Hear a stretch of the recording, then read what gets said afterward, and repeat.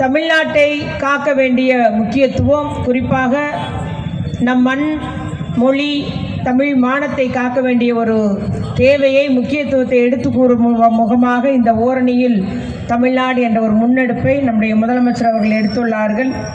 அதை வெற்றிகரமாக செயல்படுத்துவது கூடியவர்களாக அவருடைய தொண்டராகிய நாம் அனைவரும் செயல்பட வேண்டும் என்று நான் இங்கு அன்போடு கேட்டுக்கொள்ள விரும்புகிறேன். நாளைய தினத்தில் நம்முடைய முதலமைச்சர் அவர்கள் அந்த உறுப்பினர் சேர்க்கை மற்றும் பிரச்சார பயணம், புதிய உறுப்பினர்களை சேர்ப்பது, பழைய உறுப்பினர்கள் தங்களை புதுப்பித்துக் கொள்வது என்று இந்த பிரச்சார பயணமாக நம்முடைய தலைவருடைய சாதனைகளை எடுத்து கூற வேண்டும். ஒன்றிய அரசான பாஜக அரசனுடைய பாசிச ஆட்சியை பற்றியும், எப்படி அது தமிழகத்தை வஞ்சிக்கிறது என்பதை எடுத்து கூற வேண்டும். அதிமுக இரட்டை வேட போடும் அதிமுக, பச்சோந்தி போல ஒவ்வொரு நேரம் தன்னுடைய நிறத்தை மாற்றிக்கொள்ளும் அதிமுக அவனுடைய மக்கள் விரோத செயல்பாடை பற்றி நம்ம எடுத்து கூற வேண்டும் என்று தலைவர் அவர்கள் நமக்கு கட்டளையிட்டுள்ளார்கள். கடந்த 4 ஆண்டு காலமாக நம்முடைய முதலமைச்சர் அவர்கள் பல்வேறு திட்டங்கள், இப்போ கலைஞர் கனவு இல்லைன்னு சொல்லிட்டு கிராம பகுதியில் வீடு இல்லாதவர்களுக்கெல்லாம் வீடு கட்டி கொடுக்கப்படுகிறது. ஆண்டுக்கு 1 லட்சம் நபர்கள், இது 2வது ஆண்டு 2 லட்சம் வீடுகள் இதுவரைக்கும் கட்டி கொடுக்கப்பட்டுள்ளது. இதே போல் மகளிர் உரிமை தொகை என்று 1,15,00,000 மகளிர் கொடுக்குறாங்க. இன்னும் விடுபட்டுள்ள தகுதியுள்ள மகளிருக்கு ஜூலை 15 விண்ணப்பம் செய்யலான் இருக்காங்க. மக்களுடன் முதல்வன்ற ஒரு முகாம் எல்லா இடமும் நடக்கப்படுகிறது. அதில் நாம் விண்ணப்பம் செய்ய வேண்டும். அதையும் நம்முடைய செயல் வீரர்கள் எல்லாத்துக்கும் அறிவுறுத்திட வேண்டும். அதுபோல் உயர்கல்வி படிக்கும் பெண்களுக்கு புதுமை பெண் திட்டம், நம்முடைய தம்பிமார்களுக்கு தமிழ் புதுவன் திட்டம். கல்லூரியில் சேர்ந்த உடனே நீங்கள் கல்லூரியில் இருந்தே அந்த தமிழ் புதுவன் திட்டத்துக்கு லாகின் பண்ணால் போதும். உங்களுடைய பேங்க் அக்கௌண்ட்டில் மாதம் 1000 ரூபா உங்களுடைய கல்வி செலவுக்காக வந்து சேரும். அதே போல் மக்களை தேடி மருத்துவம், வீடு வீடாக சென்று நடமாட முடியாதவர்கள், ஆஸ்பத்திரிக்கு போக முடியாதவங்க, இல்லை ரெகுலராக அவங்களுக்கு செக்கப் தேவைப்படுற அத்துணை பேருக்கும் இன்றைக்கி மக்களை தேடி மருத்துவம் மூலம் மருத்துவ சிகிச்சை வழங்கப்பட்டு வருகிறது. குறிப்பாக நான் முதல்வன் ஒரு திட்டம் எல்லா கல்லூரிகளிலும் பயிற்சி அளிக்கப்படுகிறது. நான் என்னவாக வேண்டும், எதிர்காலத்தில் என்னென்ன வாய்ப்புகள் இருக்கிறது, அதுபோல் என்னென்ன மாதிரி வேலை வாய்ப்புகள் இருக்கிறது, அதற்கு நான் என்னை எப்படி தயார்படுத்திக் கொள்ள வேண்டும் என்ற முறையிலே இந்த நான் முதல்வன் திட்டம் எல்லா கல்லூரிகளிலும், பொறியியல் கல்லூரி உள்ளிட்ட கல்லூரிகளிலே நடத்தப்பட்டு வருகிறது. இதன் மூலம் பார்த்தீங்கன்னா 40 லட்சம் இளைஞர்களுக்கு, இளைஞர்களாக இல்லை ஆண்களும் உண்டு பெண்களும் உண்டு, இளைஞர்களுக்கு பயிற்சி அளிக்கப்பட்டிருக்கு. கிட்டத்தட்ட 3 லட்சம் இளைஞர்கள் நல்ல வேலைவாய்ப்பு பெற்றிருக்காங்க பல்வேறு கம்பெனிகளில். அந்த நிறுவனங்கள் என்ன ஒரு ஸ்கில்லு, என்ன ஒரு திறனை நம்முடைய மாணவனிடம் எதிர்பார்க்கிறார்களோ, நம்முடைய இளைஞனிடம் எதிர்பார்க்கிறார்களோ, அந்த ஸ்கில்லில் இன்னைக்கு இளைஞர்களுக்கு பயிற்சி அளிக்கப்படுகிறது. அதன் மூலம் அவர்கள் 3 லட்சம் பேர் சம்பளம் பார்த்தீங்கன்னா மாதம் 1 லட்சம், 75,000, 1.5 லட்சம் என்ற முறையில் நல்ல ஒரு சம்பளத்தில் இன்றைக்கி 3 லட்சம் இளைஞர்களுக்கு நம்முடைய முதலமைச்சர் அவர்கள் வேலைவாய்ப்பு உருவாக்கி கொடுத்துள்ளார்கள். அதுபோல் கடந்த ஆட்சியாளர்கள்லாம் எந்த மாநிலத்தை சார்ந்தவரும் நம்முடைய தமிழ்நாடு அரசு பணியை வாங்கிட்டு இருந்தாங்க. அது பெரிய ஒரு கோரிக்கை இருந்தது இளைஞர்கள் மத்தியில். நம்முடைய அரசு பணி கூட தமிழ்நாட்டில் இளைஞர்களாகிய எங்களுக்கு கிடைக்க மாட்டேங்குதுன்னு ஒரு ஆதங்கம் இருந்தது. அதை வாக்குறுதியாக வைத்தார் நம்முடைய முதலமைச்சர் அவர்கள். நாங்கள் ஆட்சிக்கு வந்தால் தமிழ்நாட்டில் உள்ள அரசு பணிகள் தமிழ்நாட்டு இளைஞர்களுக்கே வழங்கப்படும். அதை இன்னைக்கு நிறைவேற்றி காட்டியுள்ளார் நம்முடைய முதலமைச்சர் அவர்கள். சட்டத்தை திருத்தி இருக்கிறாங்க. முத அரசு வேலைக்கு நீங்கள் டிஎன்பிஎஸ்சி தேர்வு எழுதுனா தமிழ் பாடம் பாஸ் ஆகணும். தமிழ் பாடம் யாரால் பாஸ் ஆக முடியும்? நம்ம வீட்டு பிள்ளைகளால், தமிழ்நாட்டு பிள்ளைகளால், தமிழ்நாட்டு இளைஞர்களால் தான் தமிழ்நாடு இன்னைக்கு தமிழ் பாஸ் ஆக முடியும். ஆக சட்ட திருத்தம் கொண்டு வந்திருக்கிறாரு. தமிழ் பேப்பர் பாஸ் ஆன அப்புறம் மற்ற பேப்பரை எழுத முடியும். எந்த ஒரு வேறு மாநிலத்துக்காரங்களாம் தவறாக இங்கே இருக்கிற மாதிரி ரேஷன் கார்டு எல்லாம் வாங்கிட்டு வேலைவாய்ப்பு பெற்று வந்தது இன்னைக்கு முதலமைச்சர் வந்தது நிறுத்தப்பட்டுள்ளது. இன்னைக்கு அரசு வேலைவாய்ப்பை நமது மண்ணை சார்ந்த இளைஞர்கள் தான் இன்னைக்கு பெற்று வர்றாங்க. அதே போல் பார்த்தீங்கன்னா நமக்கு அன்பு கரங்கள் ஒரு திட்டம், தாய் தகப்பன் இல்லாத பிள்ளைங்களுக்கெல்லாம் மாதம் இப்போ அவர் 1,800 ரூபா வழங்கி வந்தோம், பின்பு 4,000 ரூபா வழங்கி வர்றோம். இன்னும் புது திட்டமாக இன்னும் அது நிறைய பேர் கவர் ஆகாமல் இருக்கிறாங்கன்னு சொல்லிட்டு தாய் தகப்பன் இல்லாத பிள்ளைகளுக்கு எல்லாம் 18 வயசு வரைக்கும் அரசே படிக்க வைக்கும். அதற்காக கல்வி செலவுக்கு 2,000 ரூபா மாதம் அந்த பிள்ளைகளுக்கு வழங்கக்கூடிய அன்பு கரங்கள் திட்டம்னு ஒன்று தீட்டியிருக்காரு முதலமைச்சர். விரைவிலே அந்த திட்டத்தை தொடங்கி வைக்க உள்ளார்கள். அதே போல் தொழில் வளர்ச்சி, இந்த முறை நம்முடைய முதலமைச்சர் ஒரு திட்டம் நல்ல முறையில் திட்டம் போட்டார். தொழில் வளர்ச்சி எப்பயுமே சென்னையை சுற்றியே அமையும்.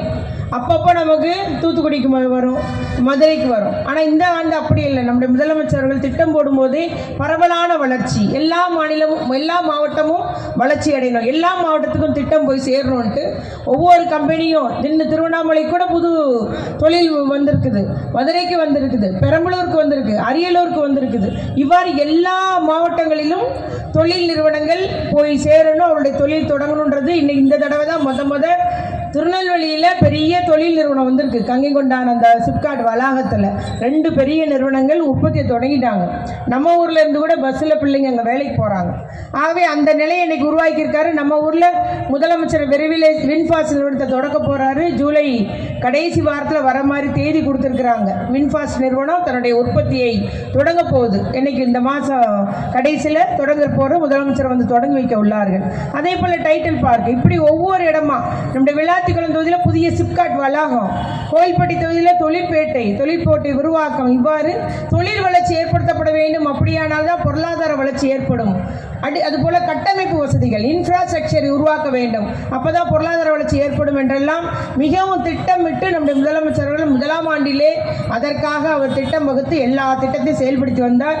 இன்னைக்கு இந்தியாவிலேயே தமிழ்நாடு பொருளாதார வளர்ச்சியில் முதன்மை மாநிலம். அதை தான் முதலமைச்சர் எதிர்பார்த்தார். முதன்மை மாநிலமாக தமிழகத்தை கொண்டு வரணும்னு 4 ஆண்டுல நம்ம தமிழ்நாடு 9.69% அந்த பொருளாதார வளர்ச்சியில் மேம்படைந்து இருக்கிறது. இந்தியாவிலேயே முதன்மை மாநிலமாக இருக்கிறது. இது அந்த ஸ்டாட்டிஸ்டிக்ஸ் முதலமைச்சர் சொல்லலை, நான் சொல்லலை, சொல்றது ஒன்றிய அரசு. அவர்களுடைய புள்ளியியல் விவரப்படியே வறுமை கோட்டு பட்டியல் கீழே இருக்கும் நபர்களுடைய எண்ணிக்கை அகில இந்திய அளவில் 11%. ஆனால் தமிழ்நாட்டில் 1%. ஆகவே கிட்டத்தட்ட 10% நம்ம முன்னோக்கி இருக்கிறோம். இங்கே 1% பேர் தான் வறுமை கோட்டு பட்டியல் கீழே இருக்கிறாங்க. அதுபோல் தனிநபர் வருமானம், ஒவ்வொருவருடைய வருமானம், தனிநபர் வருமானம் தமிழ்நாட்டில் அதிகரிச்சிருக்குன்னு சொல்லிட்டு நமக்கு புள்ளியியல் விவரம் இன்னைக்கு சொல்லுது. அதே போல் தொழில் வளர்ச்சியில் நம்ம முன்னால் இருக்கிறோம். தோல் மற்றும் ஜவுளி பொருட்கள், மின்னணு பொருட்கள் உற்பத்தியில், ஏற்றுமதியில் நம்ம முன்னணி இருக்கோம். அதில் உற்பத்தியை நம்ம முன்னணி இருக்குது இந்த மாநிலம். இவ்வாறு நம்ம முன்னணியில் இருக்கிறதே அதிகரித்து கொண்டே நம்ம சொல்லிகிட்டே போகலாம். பல்வேறு கிட்டத்தட்ட 3000 ஆலயங்களுக்கு தமிழ்நாட்டில் கும்பாபிஷேகம் பண்ணியிருக்கிறாங்க. அது மட்டும் இல்லை, அன்னதான திட்டம் தொடங்கியிருக்கு. யாருக்கெல்லாம் மதிய சாப்பாடு இல்லாத யாரும் தமிழன் இருக்கக்கூடாது அப்படின்றதுக்காக எங்கனாலும் அன்னதானம் திட்டம் இருக்குது. நம்முடைய சிவன் கோயில் இருக்குது, திருச்செந்தூரில் இருக்குது, பழனி ஆண்டவர் கோயில் இருக்குது. எல்லா கோயிலையும் ஆலயத்திலையும் பூசா தொடங்கியிருக்கோம். அப்போ எல்லாரும் பசியாறுவதுக்கு ஒரு இடம் இருக்குது. சோறு இல்லைன்னு யாரும் சாப்பாடு இல்லைன்ற நிலை தமிழ்நாட்டில் இல்லை. எல்லாத்துக்குமே நம்முடைய முதலமைச்சர் அவர்கள் சாப்பாடு வழங்குற மாதிரி எல்லா இடமும் எல்லா ஆலயங்களிலும் அன்னதானம் திட்டம் இருக்குது. அண்ணா ஆலயங்கள் அது மட்டுமல்ல, இலவச திருமணங்கள். இன்னைக்கு கூட 35 ஜோடிக்கு சென்னையில் இலவச திருமணம் நடத்தி வச்சிருக்காரு. 4 கிராம் தாலிக்கு தங்கம் கொடுத்து சீர்வரிசை உடை எல்லாம் கொடுத்து திருமணம் ஒரு 75,000 ரூபாய் செலவில் அந்த பெண் அந்த தம்பதியர்களுக்கு இலவச திருமணம் ஆலயங்களிலே நடத்தி வைக்கப்படுகிறது. அது சென்னையில் மட்டும் இல்லை, தமிழ்நாடு எங்கும் அந்த திட்டம், அந்த இலவச திருமண திட்டம் நடைபெற்று வருகிறது. இவ்வாறு நம்முடைய பார்த்தீங்கன்னா பூஜை நடைபெறாமல் உள்ள கிராம கோயில்கள் எல்லாம் அதை பராமரித்து புனரமைப்பு செய்வதற்கு 2 லட்சம் ரூபாய் கொடுக்குறாங்க. அதுக்கப்புறம் வருடந்தோறும் பூஜை நடைபெறுகிறது. அப்படி ஓய்வு பெற்ற பூசாரிகளுக்கும் ஓய்வூதியம் வழங்கி வருகிறது நம்முடைய முதலமைச்சர் அரசு. இது ஒரு துறையை சொல்றோம். இவ்வாறு ஒவ்வொரு துறையாக எடுத்து போயிட்டே இருக்கலாம். இன்னைக்கு கிட்டத்தட்ட என்ன தேவைன்றதை அறிஞ்சு நம்முடைய முதலமைச்சர் திட்டம் தீட்டி செயல்படுத்தி வருகிறார். ரேஷன் கடையில் தரமான அரிசி வழங்கப்பட்டு வருகிறது. நெல்லை இப்பெல்லாம் யோசிச்சு பாருங்க, முந்தைய அரிசி ரேஷன் கடையில் எப்படி இருக்கும். கடை கிட்ட போகும்போதே நமக்கு மூட வாடை வரும். ஆனால் இப்போ அப்படி இல்லை. ஒருவேளை தரமில்லாத அரிசி இருந்தாலும் உடனடியாக மாற்றி கொடுக்கணும்னு உத்தரவு போட்டிருக்காரு அரசு அதிகாரிகளுக்கு.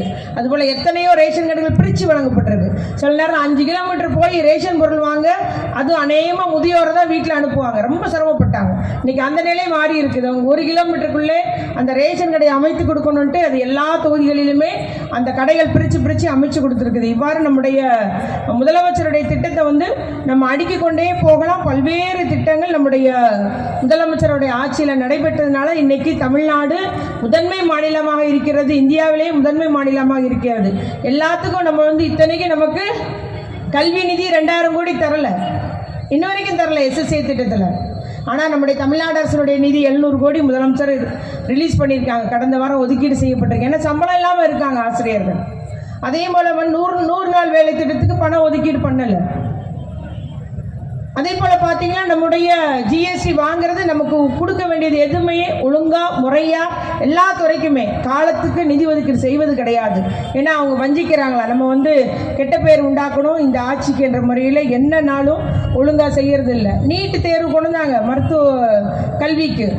ஒரு முதல் பட்டதாரியாக வர பெண்ணு அவங்கள +2 எல்லாம் தயார் பண்ணிடுறாங்க ஆசிரியர்கள். ஆனால் நீட்டு தேர்வு போகிறதுக்கு எவ்வளவு அந்த பயிற்சிக்கு ஃபீஸ் கட்டுறாங்கன்னு கேட்டிங்கன்னா நீங்கள் அசந்துருவீங்க. நம்மளுடைய ஐஏஎஸ் அகாடமியில் கூட அவ்வளோ ஃபீஸ் கிடையாது. அவ்வளோ ஃபீஸ் அந்த ஆண்டுக்கு 8 லட்சம் 15 லட்சம் கட்டுறாங்க. அது எப்படி ஏழை கிராமத்தில் உள்ள அந்த தாய் தகப்பனால் கட்ட முடியறதில்ல. அப்போ அந்த பிள்ளையால் நீட் எடுக்க முடியல. ஆகவே வசதி வாய்ப்பு உள்ளவர்களுக்கு மட்டும்தான் மெடிக்கல் காலேஜ் சீட்டு கிடைக்கணுன்ற மாதிரி ஒரு நிலையை உருவாக்கி இருக்குது ஒன்றிய அரசு. அதை கேட்டால் நம்மளை வந்து எக்கத்தாளம் பண்ணுறது, கேலி பண்ணுறது மாதிரி. அடுத்து புதிய கல்விக் கொள்கை இன்னொன்று இருக்குது. கலைக்கல்லூரிக்கும் பொறியியல் கல்லூரிக்கும் நுழைவுத் தேர்வுன்றது அந்த புதிய கல்விக் கொள்கையில் இருக்குது. 3ஆம் வகுப்பு 5ஆம் வகுப்பு 8ஆம் வகுப்பு பொதுத் தேர்வு, அதில் பிள்ளைங்க பாஸ் பண்ணணும். அந்த 9ஆம் வகுப்புலேயே நான் என்ன குரூப் எடுக்கன்னு முடிவு பண்ணணும். 11ஆம் வகுப்புலேயே நம்ம பையனுக்கு என்ன குரூப் எடுக்கன்னு முடிவு பண்ணல. தாய் தந்தையரோ ஆசிரியரோ நண்பரோ மாமாவோ யாரோ கைட் பண்ணாங்க, தம்பி இதை எடு, நம்ம இப்படி ஆகலாம் இப்படி படிக்கலான்னு. ஆனால் அந்த பிள்ளை 9ஆம் கிளாஸில் எப்படி எடுக்க முடியும்? அதுதான் நம்ம எதுக்குறோம். நீங்கள் 8ஆம் கிளாஸில் பரிச்சை வச்சு பிள்ளை ஃபெயில் ஆகிட்டுன்னா அப்புறம் தொடராது கல்வியை. நாங்கள் கல்வியில் சிறந்து விளங்குறோம். அதிக அளவு உயர்கல்வியில் சிறந்த மாநிலம் தமிழ்நாடு. அதிக பெண் தொழில் முனைவர்கள் இருக்கிறது தமிழ்நாடு தான். அதிக பெண்கள் 41% பெண்கள் உழைக்கும் மகளிர் உள்ள மாநிலம் தமிழ்நாடு. ஆக எல்லாத்துலேயும் முன்னிலை மாநிலம் இருக்குன்னா இவர்கள் வந்து எப்படி தமிழர்களை ஒடுக்கலாம், எப்படி தமிழ்நாடு அந்த மண்ணை வஞ்சிக்கலாம், தமிழ் மொழியை எப்படி வஞ்சிக்கலான்ற மாதிரி இந்த ஒரு ஒன்றிய பாஜக அரசு நம்மை வஞ்சித்து வருகிறது. தமிழ்நாட்டுக்கு நான் வன்மம் செய்து வருகிறது. நம்முடைய தமிழ்நாட்டை வஞ்சிக்கும் முன்னமாக அவர்கள் சதி திட்டம் தீட்டுகிறார்கள். அதை தான் நம்முடைய ரவீந்திரநாத் சொன்னார். தொகுதி வரையறை என்றும் நம்மளுடைய பிரதிநிதித்துவத்தை குறைக்கிறாங்க. அரசியல் பிரதிநிதித்துவம், தமிழ்நாட்டினுடைய பிரதிநிதித்துவம், பார்லிமெண்ட்ல உள்ள பிரதிநிதித்துவம் குறைக்கப்படுகிறது, நம்முடைய சீட்டு குறைக்கப்படுகிறது. இவ்வாறு ஒன்னொன்னா நம்ம வந்து நம்மளை வந்து பழிவாங்கும் முன்னமாக இந்த தமிழன் தலை நிமிர்ந்து நிற்கிறானே, தன்மானத்தோடு நிற்கிறானே, சுயமரியாதையோடு இருக்கானே, உலகெங்கும் பரவி இருக்கிறானே, கல்வியில சிறந்து இருக்கிறானே, அவனை எப்படியெல்லாம் நாம் தாழ்த்தலாம், எப்படியெல்லாம் அவனை முன்னேற்றத்திலிருந்து முறியடிக்கலாம். அதுதான் பாஜகவுடைய சதி திட்டமாக இருக்கிறது. அதைத்தான் நம்முடைய முதலமைச்சர் அவர்கள் அறைகூவல் விடுகிறார்கள். இந்த சதி திட்டத்தை நாம் முறியடித்தாக வேண்டும். நாம் எல்லாம் ஓரணியில் ஒன்றிணைய வேண்டும். நம்முடைய தமிழ் மண்ணை காக்க, நம்முடைய மொழியை காப்பாற்றிட, நம்முடைய மானத்தை காப்பாற்றிட வேண்டும். நாம் ஓரணியில் ஒற்றுமையாக வேண்டும். நம்முடைய தமிழ்நாட்டை காக்க வேண்டும். அதுதான் நம்முடைய நோக்கமாக இருக்க வேண்டும். ஆனால் அதிமுக அரசு கூட்டணி என்ற பேரில் பாஜகவுக்கு இங்கே அடித்தளம் வைக்கிறதுக்கு திட்டம் போடுறாங்க. தவறு இழைக்கிறது, தவறு செய்கிறது இந்த அதிமுக என்பதை தான் நம்முடைய முதலமைச்சர் அவர்கள் சொல்கிறாங்க. அதே போல் பார்த்தீங்கன்னா அதிமுக ஆட்சியில் இந்த ஒரு முன்னேற்றம்லாம் ஏற்படலை. அவங்க எல்லாம் உள்ளே சாமி தான். ஒன்றிய அரசுக்கு தலையாட்டி தான் இந்த 5 வருஷம் ஆட்சி அவங்க காப்பாற்றினாங்க. ஏன்னா நீட்டு தேர்வு ஜெயலலிதா அம்மையார் இறக்கும் வரைக்கும் வரல. கலைஞர் இருக்கும்போதெல்லாம் கிடையாது, ஜெயலலிதா அம்மா இறக்கும் வரைக்கும் கிடையாது. அந்த அம்மா மறைவிற்கு பின்பு நீட்டு தேர்வு வருது. எப்படி வருது? இவர்களுடைய கையாளாகத்தனம் எடப்பாடி அவர்கள் உடனே ஒப்பந்தத்தில் கையெழுத்து போடுறாரு. ஒரே ரேஷன் ஒரே நாடு திட்டம், அதுபோல் நீட்டு தேர்வு, உதய மின் திட்டம். உதய மின் திட்டம்னா என்ன? வருஷம் அந்த மின் கட்டணத்தை உயர்த்தணும். அதுக்கு ஒப்பந்தம் போட்டிருக்காரு எடப்பாடியார். அதை தான் இப்போ நம்ம நடைமுறைப்படுத்தி வருகிறது. நம்ம அதனால் சிரமப்பட்டு வருகிறோம். இதுக்கெல்லாம் ஒப்பந்தம் போட்டவர் எடப்பாடி. என்னவோ பெரிய நான் அப்படி பண்ணேன், அந்த ஆட்சி இந்த ஆட்சி எல்லாம் மக்கள் மறந்துட்டாங்கன்னு சொல்லிட்டு பொய்யா எடுத்து விட்றாங்க ஏடிஎம்காரங்க. ஆனால் நீங்கள் அவர்கள் ஒன்றும் நல்லாட்சி புரியல. மத்திய ஒன்றிய அரசுக்கு தலையாட்டியாக அடிமையாட்சி புரிந்து வந்தார்கள். இன்னைக்கு எல்லா இடமுமே பாஜகவுடைய பாசிச ஆட்சி அவர் பரவி இருக்கிறாங்க. அவருடைய அந்த சதி திட்டத்தில் ஒரு அங்காங்கே நாம் அனுபவித்து வருகிறோம். அது காரணம் எடப்பாடியோடைய ஆட்சி, எடப்பாடியோடைய அந்த கையாளத்தனம் என்பதை நாங்கள் உறுதியாக பேசுவோம். ஆனால் நம்முடைய முதலமைச்சர் அவர்கள் இன்னைக்கு இவ்வளோ திட்டத்தை கொண்டிருக்கிறாரு. இன்னும் நம்ம வந்து முன்னேறி செல்ல வேண்டும் என்பதற்காக தான் இந்த ஒரு பாஜக என்ற பாசிச அந்த கட்சி அந்த வன்மத்தை நாம் அந்த சதி திட்டத்தை முறியடிக்க வேண்டும். நம்ம ஒன்றிய ஆட்சியை பிடிச்சதுக்கே இந்த வரத்து வராங்க. தமிழ்நாட்டில் கால் உண்ட விட்டோன்னா நம்மளுடைய சுயமரியாதை, நம்ம மண்ணு மொழி எதுவும் இருக்காது. இந்த தமிழ் இனத்தை ஒடுக்கக்கூடியவர்களாக அவர்கள் இருப்பார்கள் என்பதைத்தான் நம்முடைய முதலமைச்சருடன் நாம் எல்லாம் தமிழ்நாட்டை காப்பாற்றிட ஒன்றிணை வேண்டும் அப்படின்னு சொல்றாரு.